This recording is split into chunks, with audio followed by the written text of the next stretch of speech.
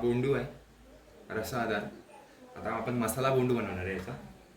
आधी स्वच्छ धुवून घ्यायचे, नंतर त्याला मधनं कापायचे, एकदम अलगद कापायचं कारण की त्याचा रस आहे ना तो पडत्या कामा नये. त्यानंतरचे 3 भाग करून घ्या. एक भाग, 4 भाग होतील याचे, 2 झाले आणि हा तिसरा भाग. हे असे मस्तपैकी प्लेटमध्ये ठेवा. तर ह्याचे पण 4 भाग करून घ्या. 2, 4 भाग.